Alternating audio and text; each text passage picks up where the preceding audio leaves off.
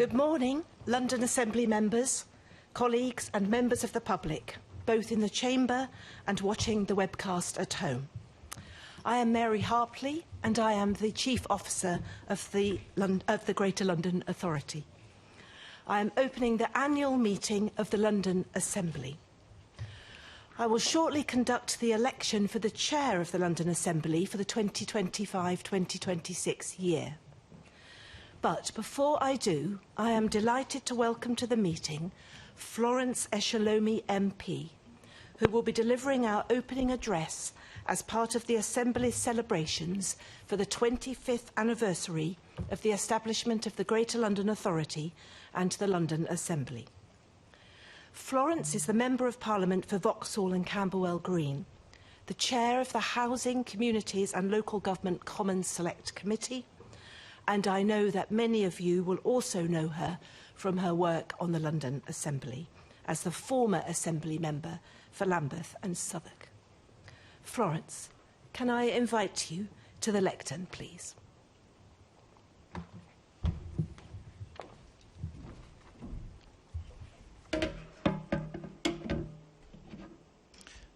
Thank you very much for that introduction, Mary, and good morning, everyone. It's so great to see so many familiar faces back in the Assembly, including the troublesome current chair.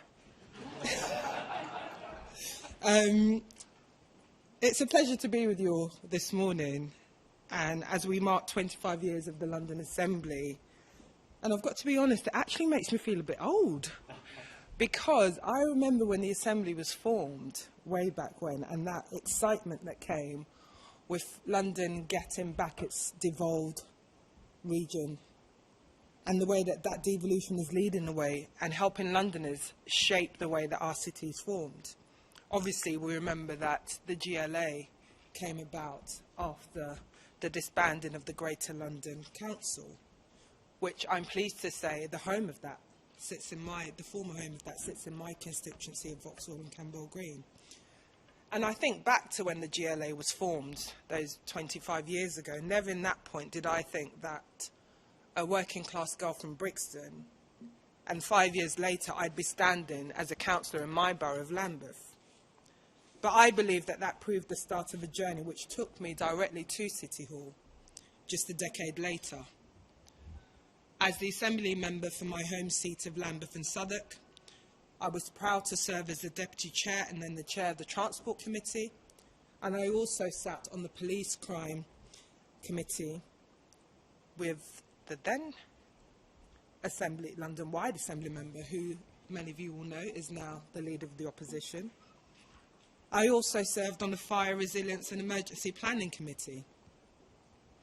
And serving as an Assembly member following my predecessor, Valerie Shawcross, CBE, taught me the importance of scrutiny in achieving better outcomes for my constituents and London as a whole.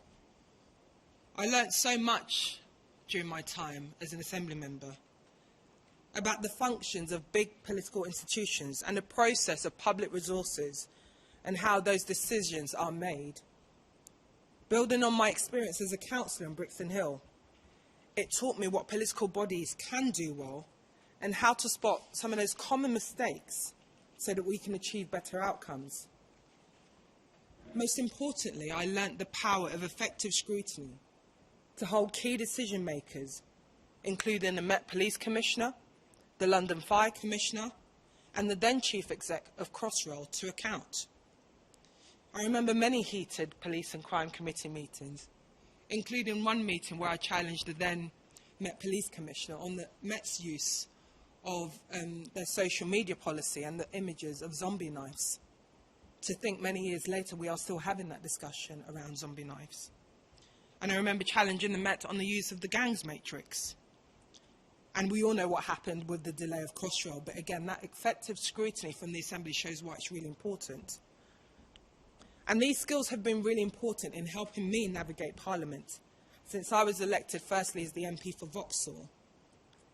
Little did I know that scrutiny will continue to be a major part of my work in Westminster. Whether as the co-chair of the All-Party Parliamentary Group on London since 2020, working cross-party to lobby government for what our city needs, We've often cited the work of Assembly Committee. As the co-chair of the All-Party Parliamentary Group on HIV and Sexual Health, I've used my platform to challenge the stigma associated with HIV and the need for an action plan focused on the needs of all Londoners. We cannot end new transmissions in HIV if we don't include all Londoners. And it was good to see the Health Committee citing the work and the worrying case that we are seeing new cases in London. It shows the power of us working with central government. More recently, as the chair of the Housing, Communities and Local Government Select Committee since September, I've used those skills I learnt on the GLA, and that is central in terms of holding ministers to account, including the Deputy Prime Minister. And 25 years on from the London Assembly, it's more important now that we look at its work. We are living through a time of big change. And we've got to be honest. Yes, we may bicker and disagree, but it's so vital that we work cross-party as London's representatives to keep speaking up for our city. I'm proud that we remain a globally recognised city and that engine of economic growth through the country and for the UK. But there's often this assumption that London is fine. London doesn't need investment. We all know that this could be really wrong. Our city faces many challenges on many fronts. It's the centre of the housing crisis. Levels of crime remain too high. Far too many communities in London feel left behind by persistent inequalities. Local government finances are stretched, to some at breaking point. And the cost of living is driving families literally out of London, where we are seeing our schools close, including many in my constituency. And solving these challenges needs advocates on every part and every corner of London. And the London Assembly and the scrutiny work you do is really important to this. And I know that that's what the GLA is dedicated to achieving. It's one of the most effective cross-party forums I've been involved in. And it's a testament of the work we can do, that you all do when you work together. And the proper scrutiny of decision makers has never been more important. We are living in an age of mistrust, fueled by populism on social media. Many people don't believe in our democratic institutions. They don't believe in politicians. They think we're all the same. But the casework you all receive as Assembly members tells a different story. You see the issues that Londoners are facing. And we know that many of you are acting for their good. And in my experience, the vast majority of politicians I've met, as a councillor, as an Assembly member, and now as an MP, they care deeply about their country and the impact that their constituents are going through. And yes, we may disagree on how we're going to solve those issues, but if we are to really convince people that politics can make a difference and that their vote will count for something, it's important for us to be transparent and hold those in account, in positions to account. That is the true function of scrutiny. It may not always look glamorous, and I can tell you that for sure. I still remember bringing my new baby to the floor of the chamber. Even he was ready to scrutinise the mayor. Start them young. And there's been many sessions on the Transport Committee as well. But it really matters. Being able to publicly question the decision makers on behalf of the people that you represent is really important. And that's one of our biggest assets to democracy. It separates us from authoritarian rulers who are not accountable to those who bear the brunt of their actions. So at a time when many people continue to struggle due to the economic stagnation, the rising cost of living, and we know that those costs are much more higher right here in London than across the UK, our constituents need vital advocates championing their interest. It is vital that government functions well, even in prosperity. Not even just in prosperity, but also in hardship times. And that good decisions are made so that we can see the reality of what's happening on the ground. Both the new government, nationally, and our mayor here in London have made ambitious pledges to the public. And they have been given a mandate to deliver. It is vital that they succeed, but that won't happen unless we scrutinise the plans that they've put forward. And that brings me to a common mistake that people think when they think about scrutiny, which to assume that when you're asking some of those difficult questions, even to your own side, or you're challenging them, you want to see them fail. We don't. In reality, it's the opposite. Genuine accountability, asking those tough questions when no one else will, demanding proper answers, is really essential to good policy. That's why the GLA matters for all of us. And that's why devolution helps to bring decisions closer to the residents that they represent. And I'm pleased that the new government is committed to expanding devolved power across the UK so that communities across the country can benefit from the strong representation we've seen in London with the GLA. And yes, London has led the way since 2000, but we need to make sure that London continues to keep pace and that our voice is heard as we celebrate the next 25 years in a thriving city that we are proud to call home. And that will only be possible if we all work together to confront the issues that our city faces, recognising that cooperation and cross-party working is vital to solving that. The GLA has led the way in devolution for the past 25 years, being a powerful collective voice for residents across our great city. It must continue to do that for the next 25 and 25 years beyond that. And I look forward to working with you in my role as the Chair of the Housing, Communities and Local Government Select Committee to ensure that our city remains great. Thank you.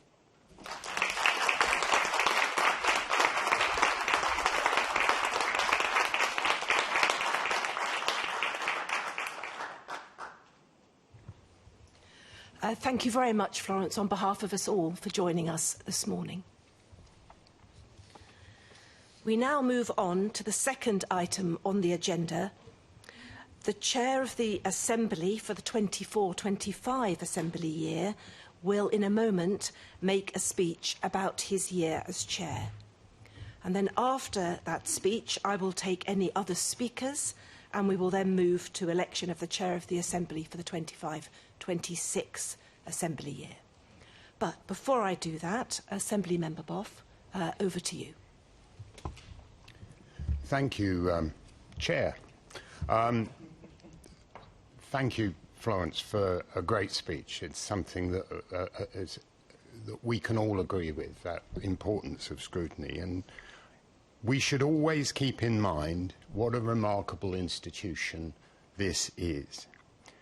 Political parties set aside their differences, most of the time, to scrutinise the Mayor of London's decisions and actions, and to find common ground on the ways the Mayor and others can make things better for Londoners. These are vague concepts. Perhaps we should zoom out from this city to see the context of why we matter. The rise of fascist parties in Europe is so reminiscent of the ugliest parts of Europe's past. Those parties promise so much and ask only that citizens abandon what they consider to be vague concepts, such as fundamental human rights, the protection that the rule of law offers them, and indeed the checks and balances of democracy itself. Their rise to power reminds us that elective dictatorships are not the way we do things in this country. It's not the British way. It's not the patriotic way. Our system provides checks and balances to the power of the executive, established over hundreds of years.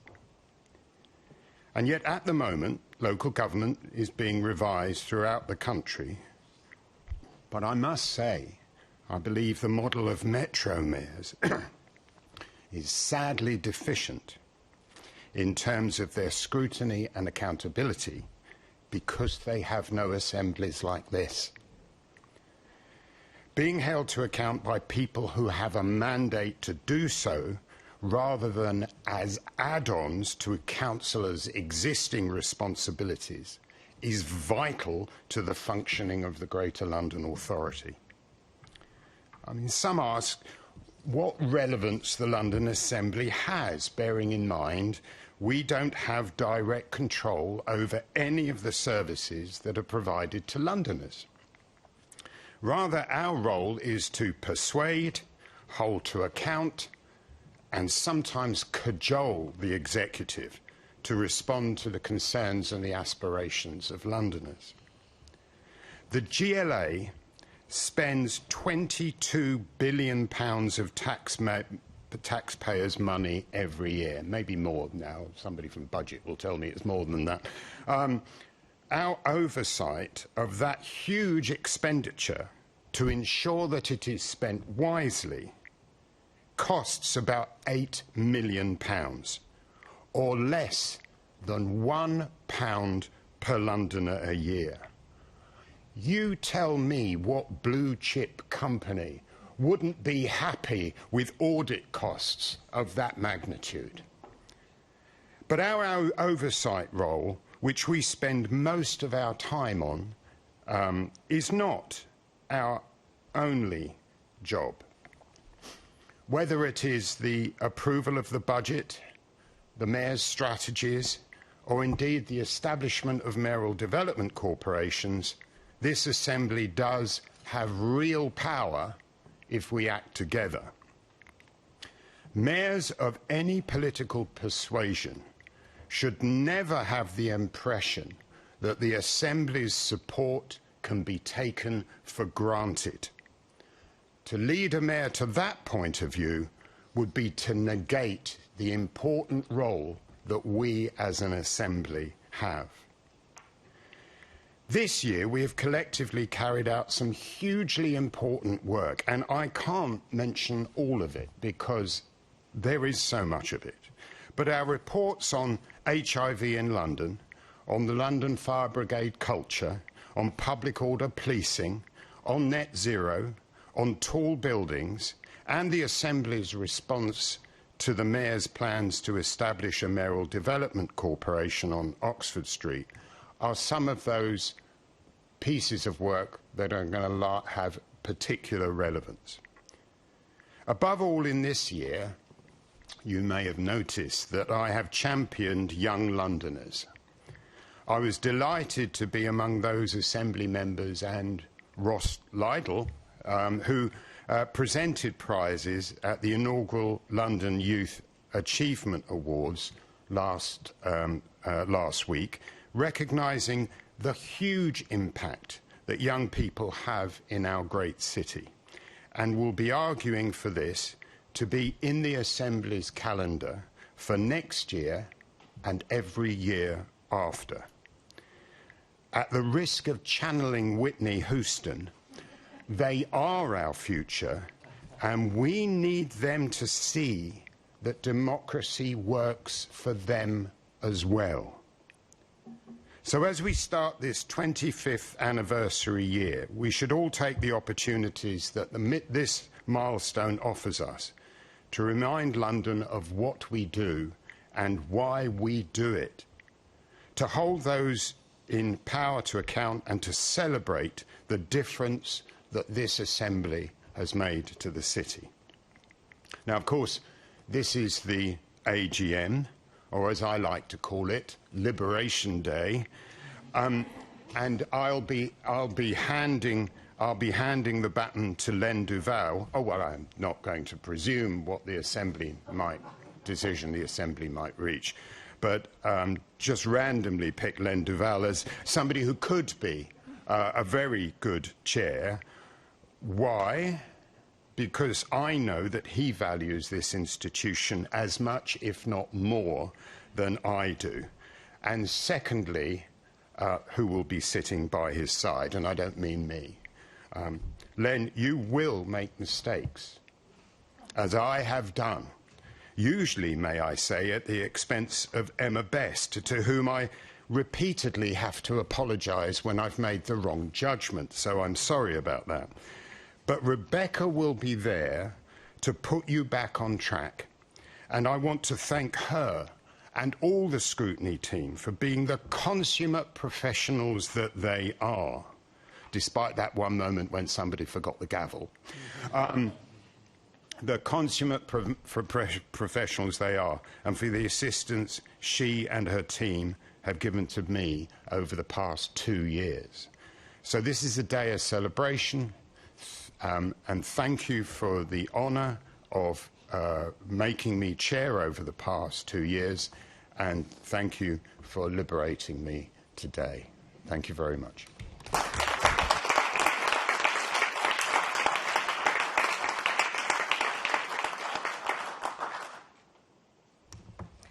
Thank you very much, Assembly Member Boff. I'm looking to anybody who would like to say a few words at this point. Assembly Member Russell.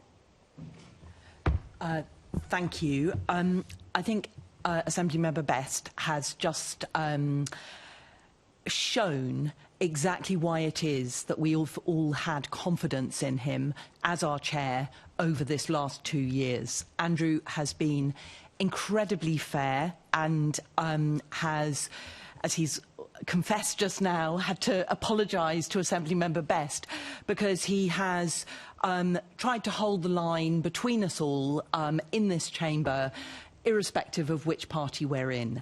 And I think, you know, I certainly speak for my group when I say we're all very grateful to you, Andrew, for the way that you have been chair. I had a tiny taste of being chair just one afternoon, and it is like playing 3D chess, not that I know how to do that. There are so many different inputs of information coming to you that you're having to assess and manage. So without making any assumptions about who's going to be chair next, I do wish the next chair well with managing those multiple inputs that come through those meetings. And I think also, Andrew, I'm really grateful to you for speaking just now about the wider political context in which we're living and the importance of human rights and of standing up for human rights.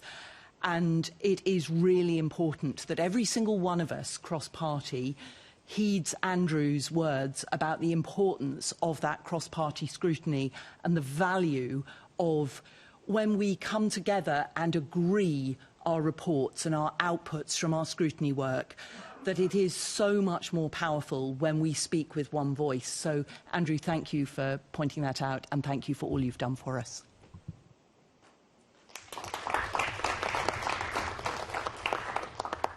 Assembly Member Hall.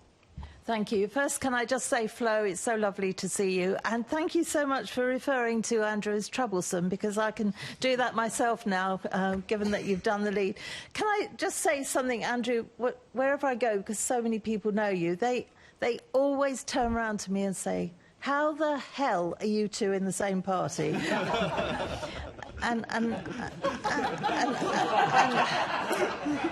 I have to say I don't know. I really don't know. And to be fair, I suspect Andrew wonders at times, but just shows the broad church, the very, very broad church that we are. Some of the things you said, actually everything you said, Caroline, I agreed with. You're a very fair person, Andrew, and I think everybody's seen that. You're honest and you're approachable, and all of those things go to making a brilliant chairman. And I wouldn't guess who the next one's going to be, but I just know that we would probably get the same again. The one thing I will say is that I love the fact that you brought young people into the Assembly. It's absolutely vital. And that comes from your heart, and it really shows. So thank you for 2 very, very good years. We've enjoyed you being chair, not always when we're at the other end of your wrath, but you've been very fair. Thank you very much.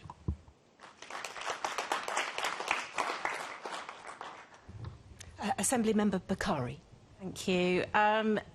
So as a Liberal, I have to say that you have always been a star in my eyes, and you have managed to be a friend to so many of us cross-party, welcomed the newbies. I'm not a newbie anymore, but when I certainly felt quite in awe of you when I first came in here, and you've welcomed me and made me feel that I could make a contribution to this amazing institution. And I really felt that the amplification that you give the London Assembly, being the voice of London, every single time you said that, you meant it.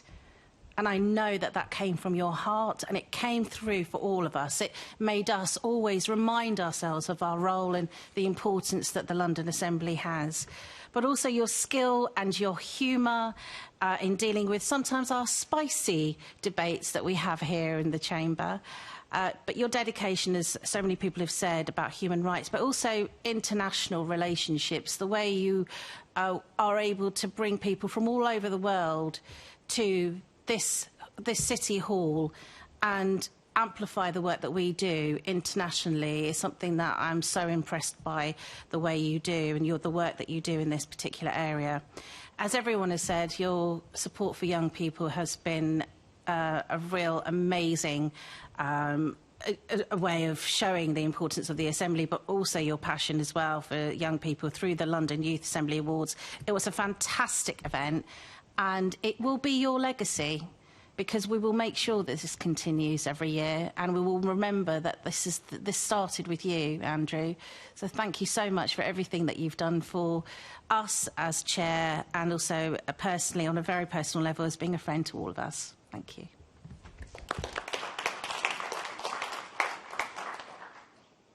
Assembly Member Cooper.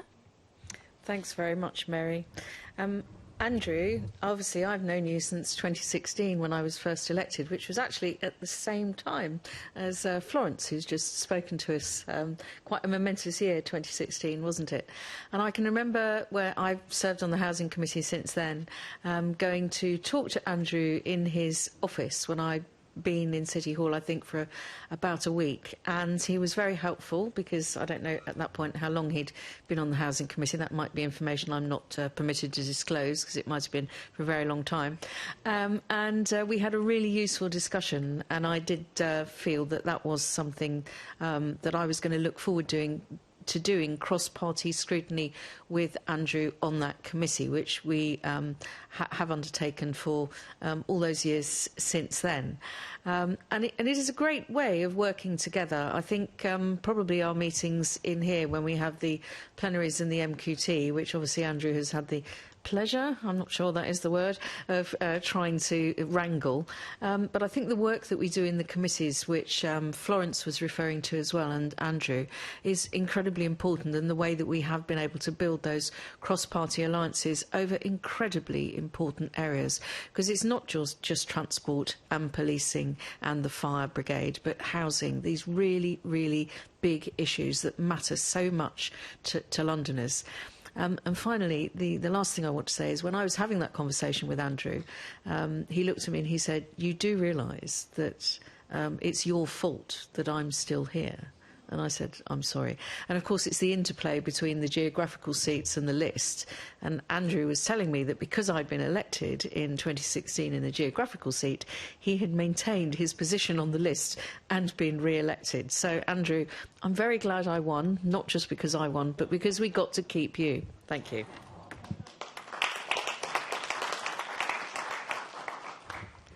Assembly Member Wilson.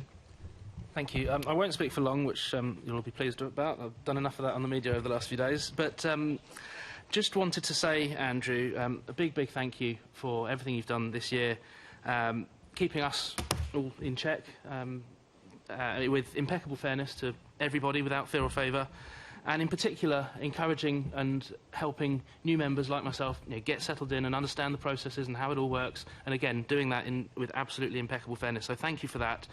Thank you also on a personal level for allowing me to attend the planning and regeneration meeting, something I'd like to ideally hope to continue to do. But it's been a really fascinating year. As you've said in your address, the Assembly itself has done a huge amount of really, really important work, and I just want to add my thanks for the role that you've played in making that happen. So I think we're moving to the last speaker, Assembly Member Duval. Thank you very much. Sorry, I wasn't going to say something. I was going to save my bit for later on. But I just want to say it's Look, Andrew has been an incredible chair and is one of those politicians that if you describe him as troublesome, everyone laughs in a nice way, in a positive way. But I do think, you know, the strange thing about politics, look, at the last election, we worked very hard to make sure Andrew wasn't with us. If that was not a mistake on our part, because of the work that he's done and the way that he goes about in carrying out that work is a testament to his abilities and skills. And I want to thank him for the work he's done in the last year. And people have spoke about the work that he's done with young people, and it is a great legacy, and it is something this institution needs to continue on. And I hope he continues to work, whoever takes over the chair, in terms of the coming year, and particularly on that issue. But I suspect we're going to be working on a number of issues along with the rest of the Assembly in the coming year.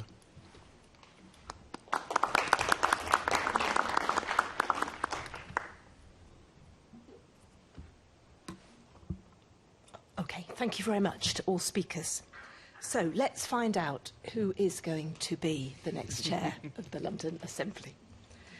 So we move now to the election of the chair of the Assembly for the 25-26 Assembly year. And in a moment, I will call for nominations to that office. In the event of one candidate being nominated, and it becomes clear that there are no other nominations, I will declare the nominated candidate the chair of the London Assembly. In the event there are two or more candidates nominated, I will pause the process and explain what happens next. Once the chair is elected, they will conduct the election for the deputy chair of the London Assembly. So, can I now have nominations for the office of the London Assembly for the period until the next annual meeting of the London Assembly? Assembly Member Hall.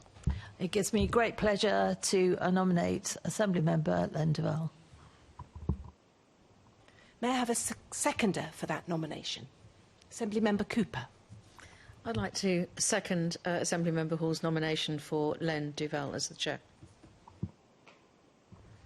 Assembly Member Hall, do you wish to speak in support of your nomination?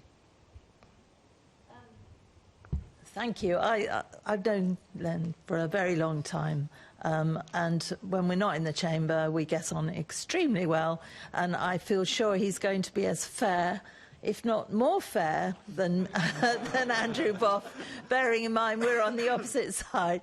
So I look forward to the next year, Len, and we will comment on it afterwards, no doubt. Thank you. Assembly Member Cooper, do you wish to speak in support of your nomination? Briefly, I don't think anybody could be more appropriate to be the chair of the London Assembly in its 25th year than Len Duval. He is the Assembly member around the table who was elected 25 years ago. He's seen it through thick, through thin, and is the person who should be leading us through this very special year. I second. Are there any other nominations? There are not. Would any other group leader wish to say anything at this stage? Just very briefly, fully support this nomination for Len Duval.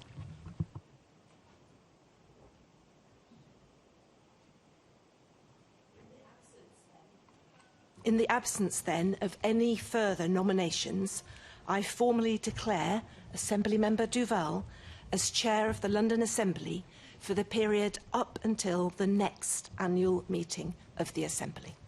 Congratulations, Assembly Duval.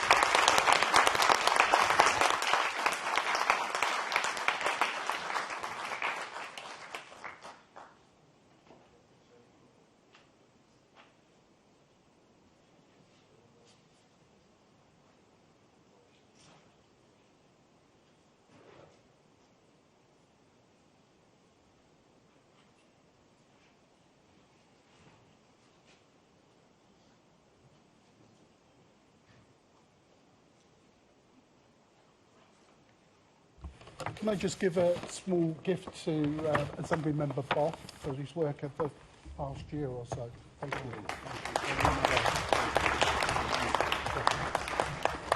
you. It's not a paperweight. Unfortunately, it's not a bottle either.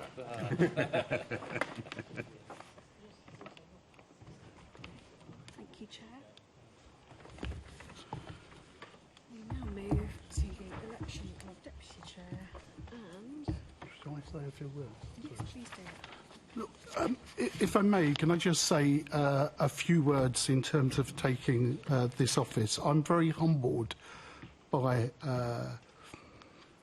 this institution that I've been a part of for 25 years, but I'm very humbled by working with colleagues around the table, and even those over the previous years, as we heard from Florence, that we've had two excellent contributions, I think, this morning, and I can't beat those contributions, and no doubt we'll have one at the end. But it's an important milestone for where we are in the Assembly. So I'm looking forward to working with you again in a different role. And this position isn't just about overseeing our deliberations in many ways. I do see as making sure that the Assembly is playing a full role in highlighting our work and promotion of that work in a bipartisan way rather than in a single party way. This will be difficult for me. Colleagues, bear with me. As much as all 25 of us will, cut us in half, are tribal and, are very passionate about their party allegiance. Equally, I know 25 of us are passionate about in promoting our work cross-party in terms of other speakers have said. So thank you, Andrew, for the past year. But I also want to thank the officers, those officers in our political groups, those officers in the Secretariat that support us in our work over the years. But in terms of for the future, I do want them to know that their work is highly valued by each and every one of us around this table. And I'm looking at opportunities this year of where that can be highlighted and praise can be given rightly so. And lastly, I suppose I just, do I get my apologies in now? Yeah, I will make a lot of mistakes. Yes, I will stumble over my words. Yes, I'll try to be consistent, but consistency in politics, hey-ho, in the heat of our debates isn't always there. What I think is important is that if I do rulings, it's not personal and it's not about your politics. It will be about the procedures and it'll be about how we conduct ourselves and how we try to put across our points. And sometimes my rulings won't seem friendly, but are trying to be friendly because we know when we're at our best is when we're calm and passionate at the same time, rather than talking over each other and not listening to each other. So, to date, the Assembly has done well, I think, in terms of those debates. I hope that we can continue to do well in those debates that I oversee. And equally, I want people to know around this table that I might not be politically on your side, but I am on your side as London Assembly members in terms of the work that you're doing on behalf of Londoners. Thank you.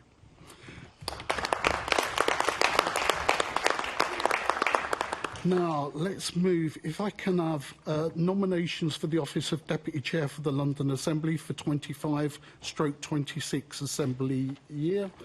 Assembly Member Cooper. I'd like to nominate Andrew Boff.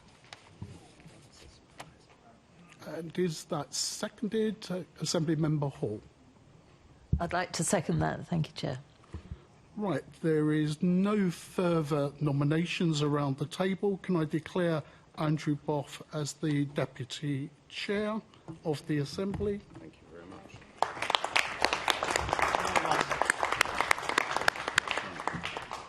Would you like your badge on, Deputy Chair?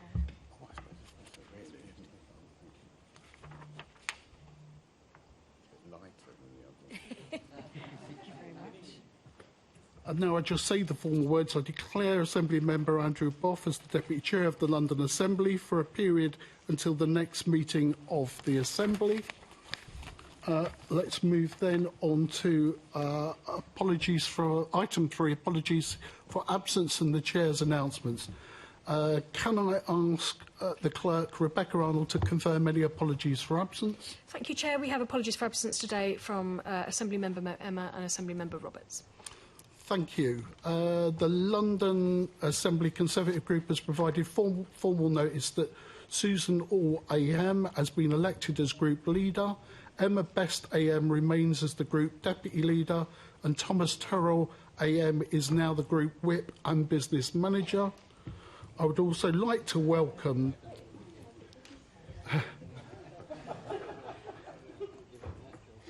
maybe Thomas didn't realise that he was going to get that role. We've all been there. We've all been there. At this stage, can I also would like to welcome the Students' Councils from Kerwin Primary School in Newham, who have joined us in the public gallery. Welcome to our meeting. And then I just want to say a few words, because clearly we don't work in isolation and we do work with the Executive. I just wanted to ask the Assembly to join me in thanking Tom Layfield, who is an officer who coordinates the MQT process on behalf of the Mayor's Office.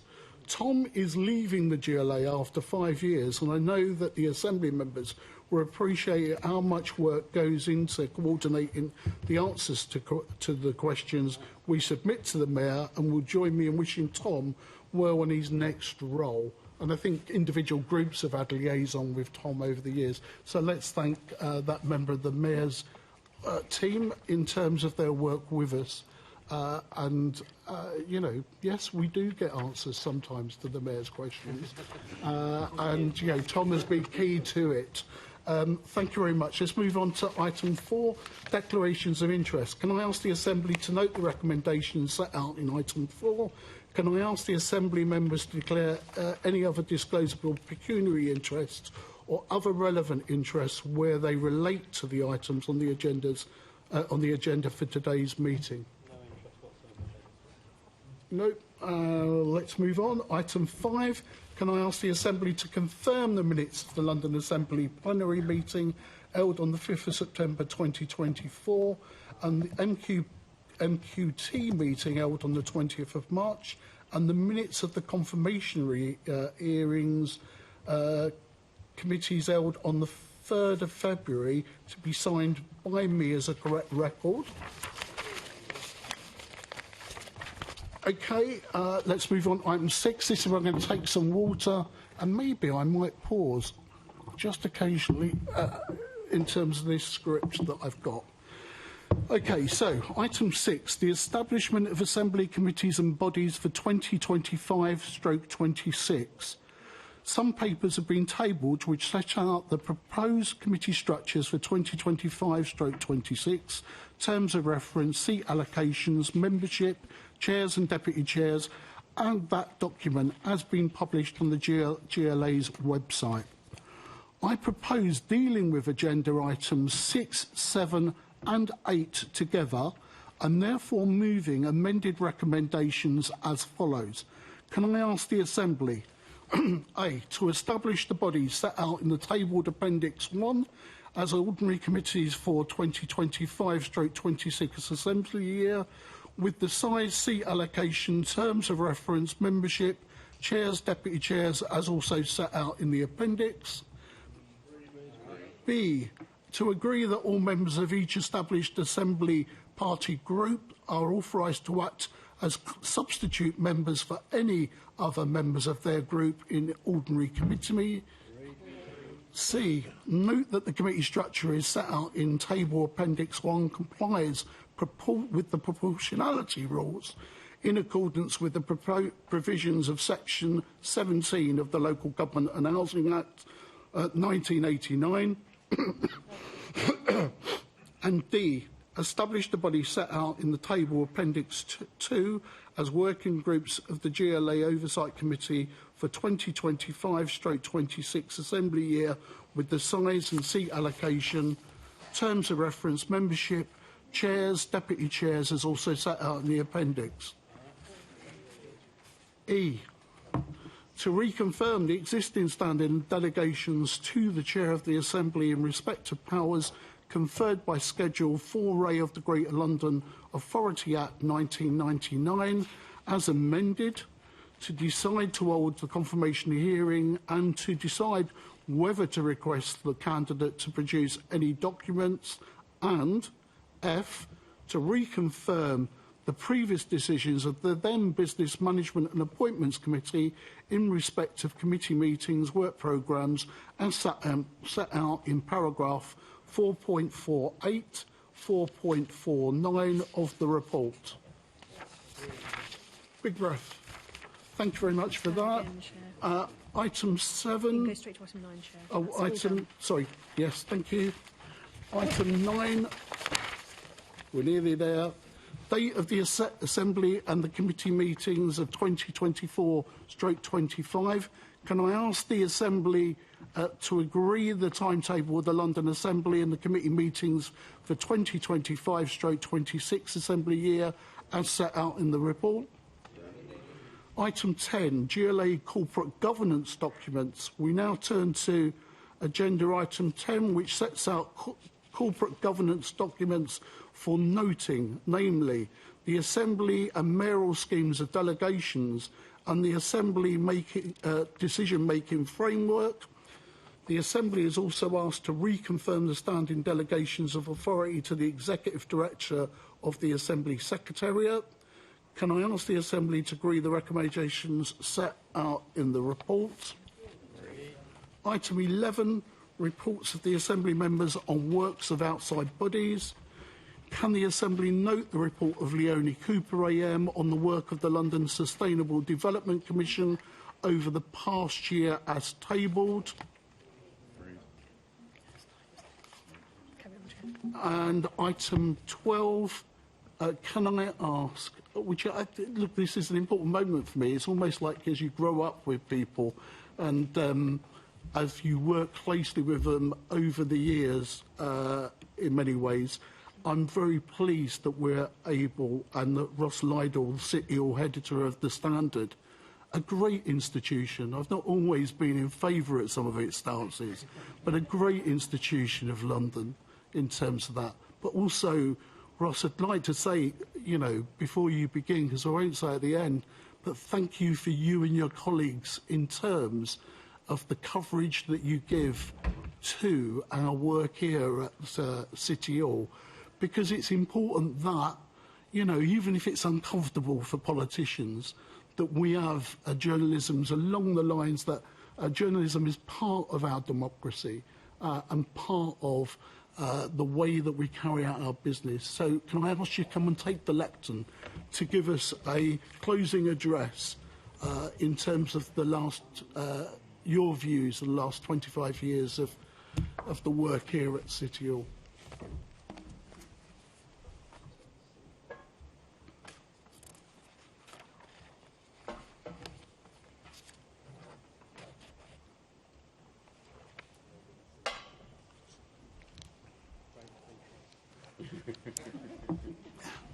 Good morning.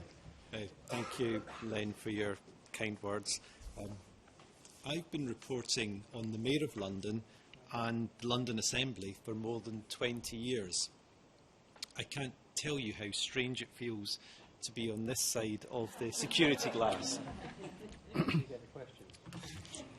But it's an honour to speak at this 25th anniversary celebration of the life and work of the London Assembly. But where to begin? Well, some would use the term a London institution, at the heart of London politics, perhaps. Some kinder souls may even say legendary. But enough about Tim Donovan. Unfortunately, the much-loved and recently retired BBC London political editor has been detained on a sunbed in Cyprus, so you have me instead. It's also great to see Florence Eshalomi back at City Hall, one of the undoubted success stories of the London Assembly. Perhaps those rumours are true, and we'll be seeing more of her.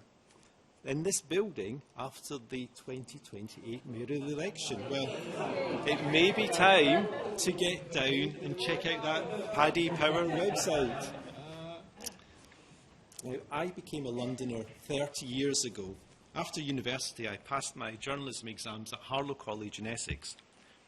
Then I worked for a couple of weekly papers in Hertfordshire before getting a job on a new paper, the Highbury and Islington Express, in 1996. It was a sister paper of the Ham and High. We called it the High and I. We had an office just off Upper Street and one of the best news patches in London. At the time, Islington was the place to be, the new Hampstead, thanks to a certain resident of Barnsbury, Tony Blair. It was the dawn of New Labour and eventually a new political system for London. For a while, it seemed that things could only get better. As a local reporter, my attention was focused on Islington Council, where Meg Hillier, later an Assembly member and now the MP for Hackney South and Shoreditch, and the chair of the Treasury Select Committee, was one of the rising stars. At the time, my knowledge of London politics was somewhat limited. I'd heard of the Association of London Government and had interviewed the Traffic Director for London, Derek Turner, who went on to work for TfL. Mr. Turner was later described by Ken Livingstone in a reply to an Assembly question from John Biggs as the man who made my vision for congestion charging in London a reality. In 1996, though, the closest I'd got to the concept of a Mayor of London was the statue of Sir Richard Whittington's cat near the Whittington Hospital in Archway. I'd heard of the GLC, but in my mind it had only negative connotations. Why? Well, it had been abolished by the government, so it must have been bad, mustn't it? And it had been run by somebody nicknamed Red Ken, who was often rude to Mrs. Thatcher, from what I could recall of my teenage years growing up in Scotland. I first heard of the London Assembly around the year 2000. I'd recently become the editor of the Ham and High and received a call from Nicky Gavron. She congratulated me on my appointment and, as may be familiar to many in this room, she had an idea. She wanted us to write something about this new London political institution called the London Assembly. Now, I wasn't sure readers would be interested, but offered her the chance to write an Inside City Hall column on the basis that she made it relevant to our patch, which overlapped with her Enfield and Haringey constituency. To ensure political balance, and forgive me if I've misremembered this part, but I'm pretty sure I also offered a column to the Tory member for Barnet and Camden, a certain Brian Coleman.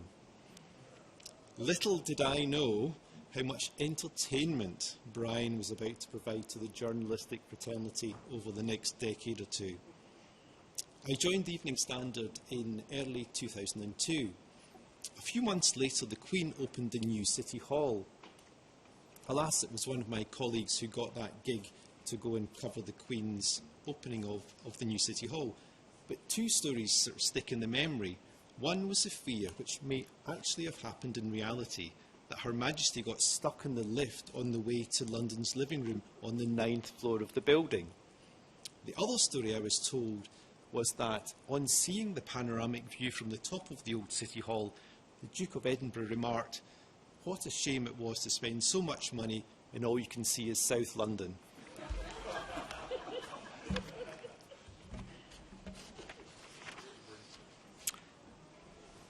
Now, when Hugh Muir, who was my predecessor at the Standard, left for the Guardian, I essentially got the City Hall gig full-time. Back then, Len Duval was still in short trousers. Ken Livingstone would hold a weekly press conference, can you believe it, and wouldn't leave until he got the better of all his questioners, and Andrew Boff was only on his 4th attempt to be selected as a Tory mayoral candidate.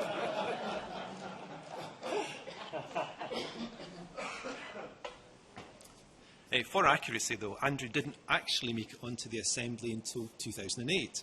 I believe that's correct. As he told me a couple of years ago outside this building, just to make sure we didn't breach any rules, as he launched another attempt to become mayor. I don't think people punish persistence. He may not have become London mayor, but I think we can all agree that he's been an excellent Assembly member and a very fine Assembly chair. In those early days, the Assembly was packed with the great and good of London politics. Nicky Gavron, Trevor Phillips, Lord Harris, Baroness Hamwee, Lord Tope. There were plenty of characters of interest to journalists: Brian Coleman, Bob Neal, Eric Ollerenshaw and Angie Bray, with their famous anti-congestion charge slogan, "There's no C in K&C." Though, of course, nobody could compete with Ken Livingstone for box office appeal, at least until Boris came along. Sadiq, now of course Sir Sadiq, has more than earned his keep in terms of keeping the capital and himself in the headlines. If there's one thing that London politics hasn't been over the last 25 years, it's boring. But that's not to say it's always been fun and games. As many of you will be all too aware, if you're honest with yourself, the Assembly lacks teeth to bite back at the mayor, often hindered by the fact that more than a third of members feel bound by party ties to sit on their hands and not speak out or to ask awkward questions. Ken recognised this. In the book London's Mayor at 20, he was asked how effective the Assembly had been at holding him to account. "Well, I would turn up and they would question me for hours at Mayor's question time," he told Jack Brown. "I'd always answer their questions, and as I wasn't doing anything that was dodgy, there wasn't anything for them to find." Ken went on, "The only real power the Assembly has is that they can change your budget, but only if there's a 2/3 majority for an alternative. That was not likely, frankly, because they all disagreed amongst themselves."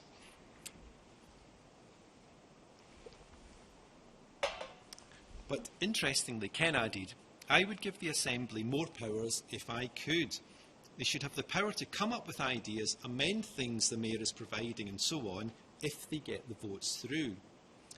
Given that the Assembly was created on a proportional representation system, you can trust it." Now, let's just pause on that last remark. You can trust it. The Assembly still struggles for awareness amongst Londoners. Only a week or two ago, I saw the dread phrase Greater London Assembly mentioned in an otherwise excellent hyperlocal blog. But among those who know it, there's never been any doubt of its trustworthiness. It feels like change is coming, though, that the status quo is not an option. But my advice would be to embrace change, build on what you have achieved, and not allow the current system to be torn down and dismantled. Let's look at a few highlights. Obviously, the Assembly's primary function is to scrutinise the Mayor. I'd say it can perform at least as valuable a role as the voice of Londoners, or at least an alternative voice of Londoners. This it should do by investigating issues of concern to Londoners before anybody else does so. It's all in the timing. Seize the initiative. Arguably, the Assembly's best work came in the wake of the 7/7 terror attacks in 2005. Last weekend, as I wrote this speech, I went hunting in my loft for some of my old front pages. I found this one.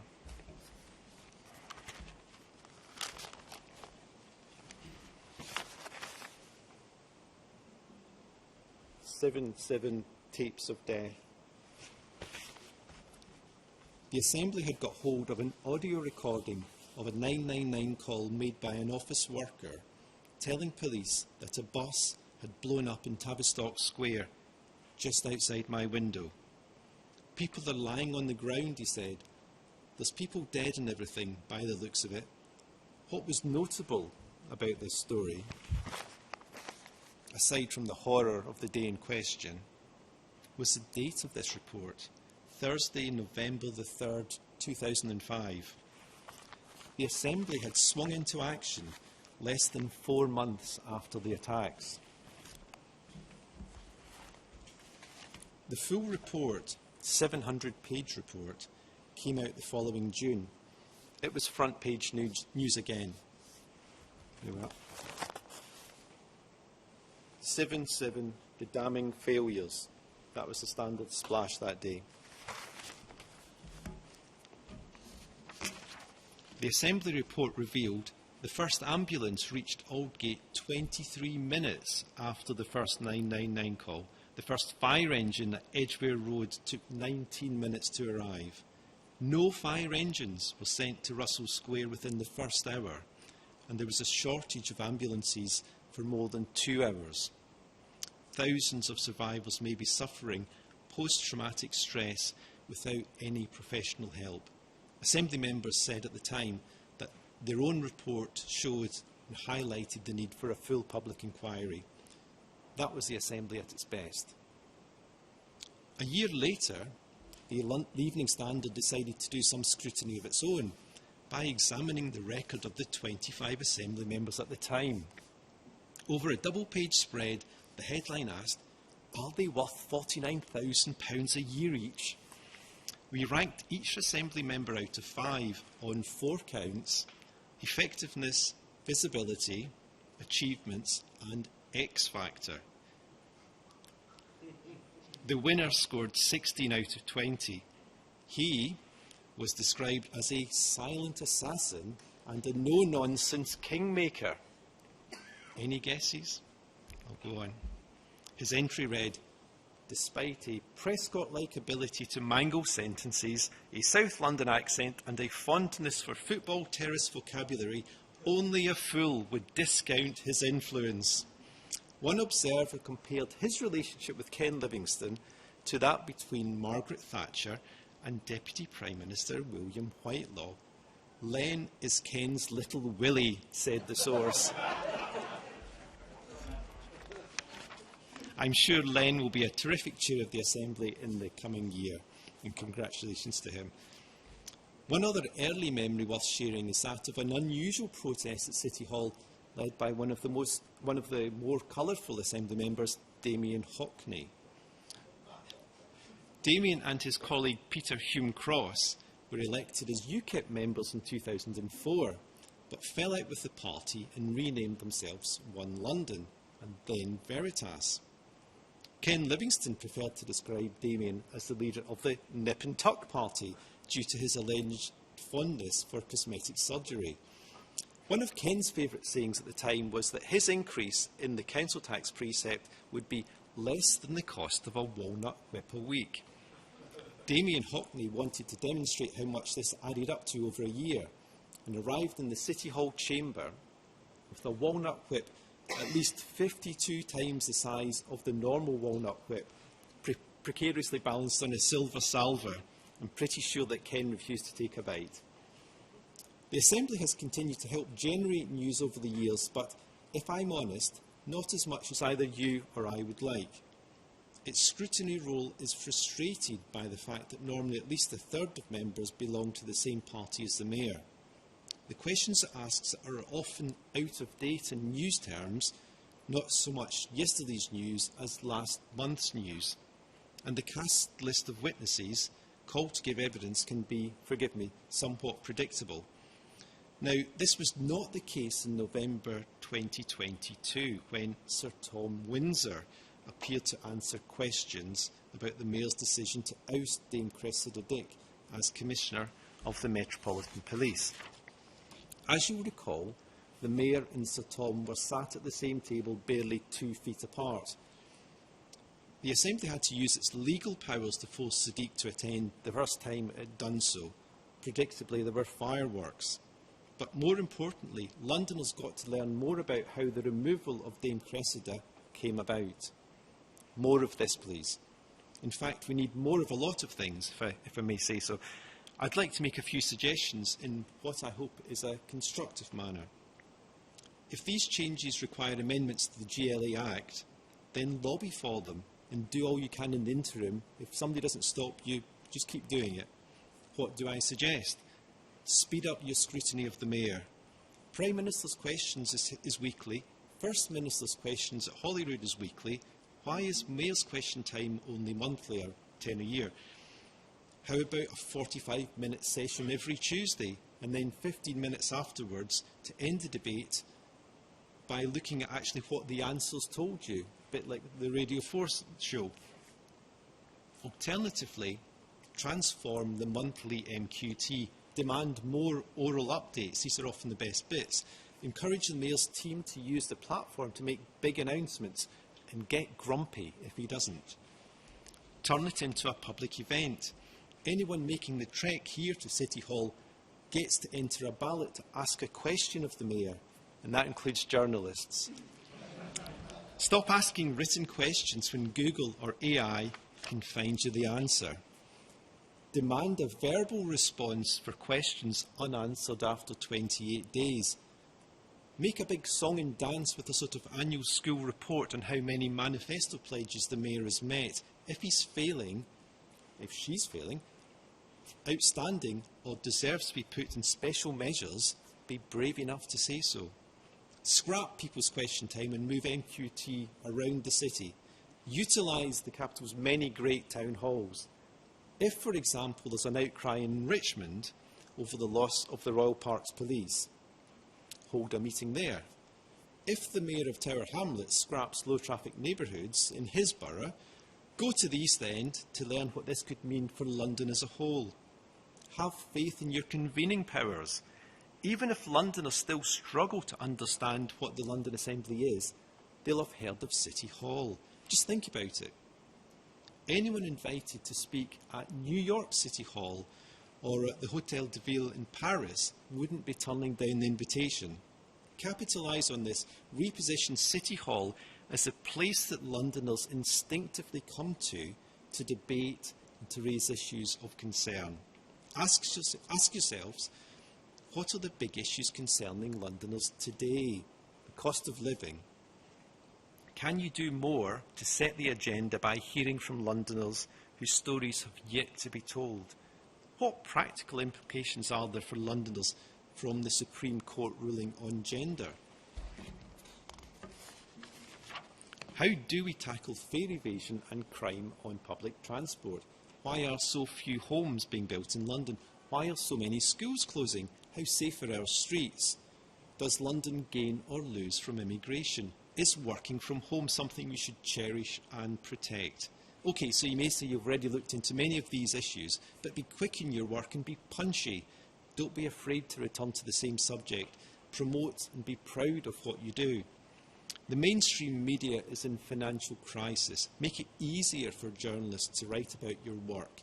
Publish transcripts and video clips of key exchanges as soon as meetings have ended, or even offer a live feed.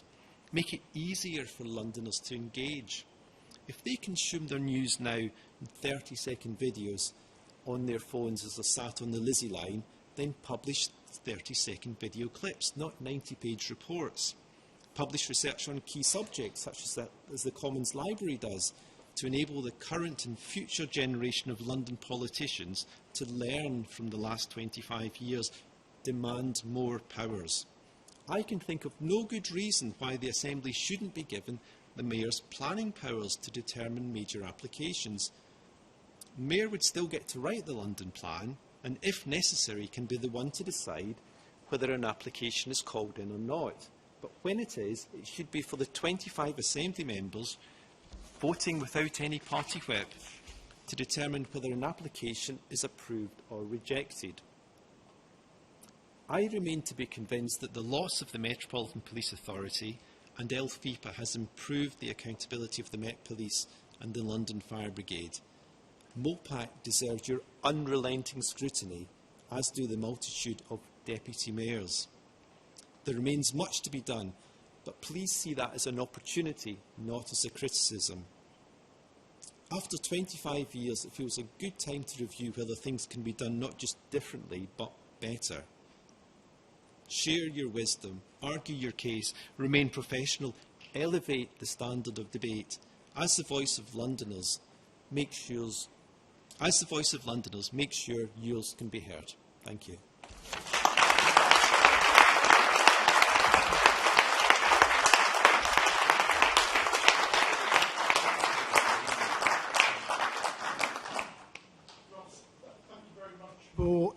address.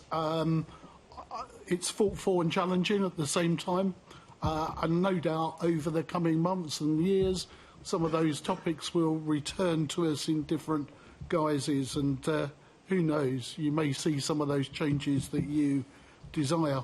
And I suspect we'll have a lot of support amongst Assembly members. So can I thank both guests for coming along today and reflecting on the rich history of the Assembly. But I think it's important about the way that we understand why those guests were chosen. Fellow scrutineers in national government, we need to reach out with our fellow scrutineers in local government as well, in terms of some of our work and scrutiny work. But also we ought to recognise that the role of others in terms of promoting democracy, covering democracy, communicating about what's been done. Like I said, we might not be uncomfortable, but they're just as valuable as the politicians in terms of that do some of the work within our communities. So I want to thank Ross again for the work that he does and his colleagues have done over the years as well. Okay, let's move on to the last items of our meeting. So, item 13, date of the next meeting. The next scheduled meeting of the London Assembly will be Mayor's Question Time, meeting at 10 a.m. on Thursday the 22nd of May 2025 in the Chamber here at City Hall. Item 14, any other business that I consider urgent. I have no urgent business today, and that concludes today's meeting. There will be a reception for Assembly members and invited guests in London's living room immediately after this meeting. Thank you very much for your attendance today. Thank you.